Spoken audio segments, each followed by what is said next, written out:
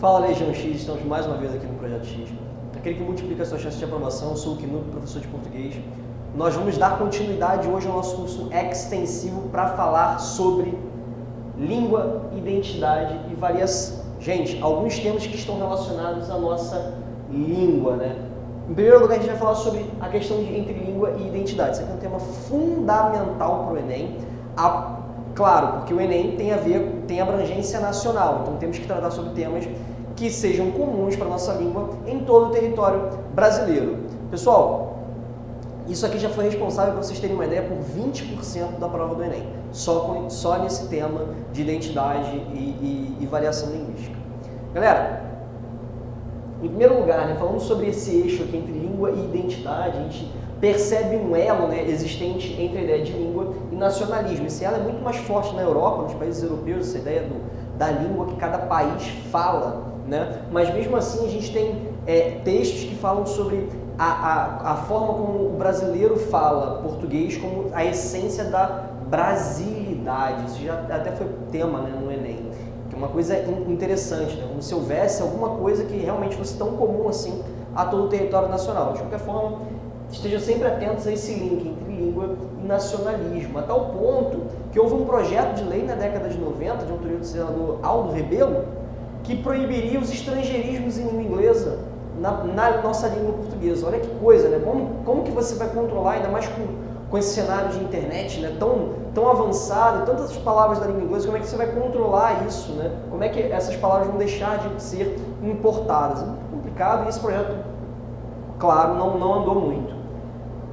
E a gente também pode notar essa importância, né, da identidade, né,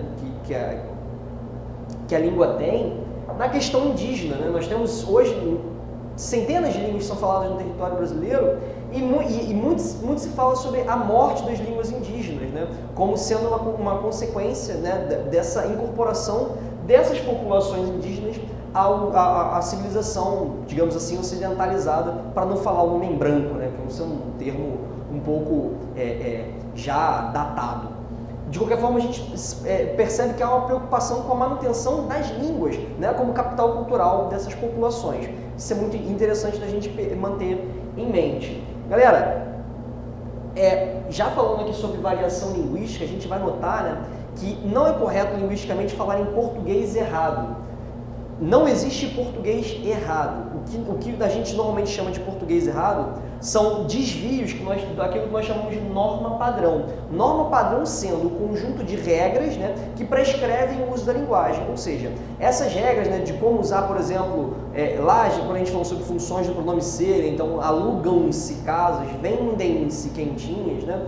Quem não usa esse plural não é um erro, né? É um desvio de uma norma padrão que diz que aquilo ali é uma construção na voz passiva. Então a gente vai falar em norma padrão e normas populares ou normas vernaculares, que, por assim dizer, são normas desviantes dessa norma padrão. Galera, essa variação linguística, né, que a gente percebe que as pessoas, né, elas falam de forma muito diferente no Brasil, essa variação tem a ver com algumas características. A primeira delas, variação por faixa etária. Você que está fazendo vestibular, a gente que é professor e um garoto lá com seus 14, 13 anos, a gente percebe, né, que é muito diferente a forma como a gente fala. Então a faixa etária acaba tendo uma importância muito grande na nossa performance, na forma como a gente fala. Em segundo lugar, existe uma ideia de variação histórica. A gente tem, por exemplo, o pronome de tratamento você. Já foi vossa mercê, depois vós mercê, depois você. Ou seja, a língua, conforme o tempo vai passando, ela vai mudando. Isso é o que nós chamamos de variação histórica. Temos também a variação geográfica, que aí, né, é muito claro, né? A gente está aqui no Sudeste, no Rio de Janeiro, para ser mais preciso, né? Você que está nos assistindo percebe o nosso sotaque carregado, né, carioca. E você percebe, né, que lá em São Paulo já se puxa o S de uma outra forma, né? A gente vai falar o S como a gente já faz um chiado, né? A gente percebe variação, o pessoal do Sul fala diferente, o pessoal do Nordeste, que nós chamamos de variação geográfica. Nós temos a variação socioeconômica, né, que parte do pressuposto de que, como a gente falou aqui, que aqueles desvios da norma padrão, por exemplo, né, do aluga-se casas, tem a ver com a não inclusão de algumas pessoas no ensino formal. Hoje no Brasil isso é muito discutível, dado o crescimento da chamada classe C, então você tem uma classe média muito grande, com diferentes níveis escolares. De qualquer forma, a gente continua falando em variação socioeconômica. E aí, pessoal, isso aqui é importante que diversos desvios da norma padrão não devem ser vistos como erros, e sim como adequação ou inadequação em relação a um contexto mais informal. Então eu posso usar determinadas gírias, eu posso optar por não concordar, né, não fazer a concordância nominal, por exemplo, e não vai ter um grande problema. Em contextos formais, por exemplo, na redação que você vai fazer no vestibular, você não pode se dar ao luxo de desviar da norma padrão. Desvios da norma padrão fazem com que você perca pontos. Então a gente vai falar aqui em adequação.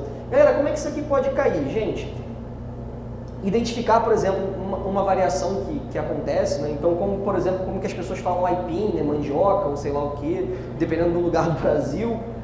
Você também tem algumas questões que tratam da valorização da fala popular, né? Você tem, por exemplo, aquele poema, um poema chamado Gramaticais, do nosso Carlos Drummond de Andrade, em que ele fala, né, que o bom mulato, a pessoa, né, de classe pobre não vai falar dê-me um cigarro, mas sim me dá um cigarro. E a valorização dessa fala mais simples, né, sem tentar ser pomposo.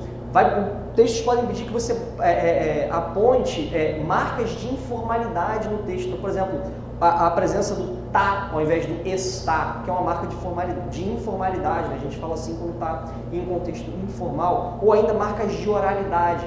Então você pega, por exemplo, ao invés de ninguém fala cair ou falar, a gente fala cair, falar, né? Isso é uma forma que já entrou, né, no nosso discurso oral, e aí você tem essas marcas de oralidade nos textos escritos. São formas como isso aí vem sendo cobrado nas provas do Enem dos últimos anos. Pessoal, espero ter ajudado. Um abraço do Knup e até a próxima.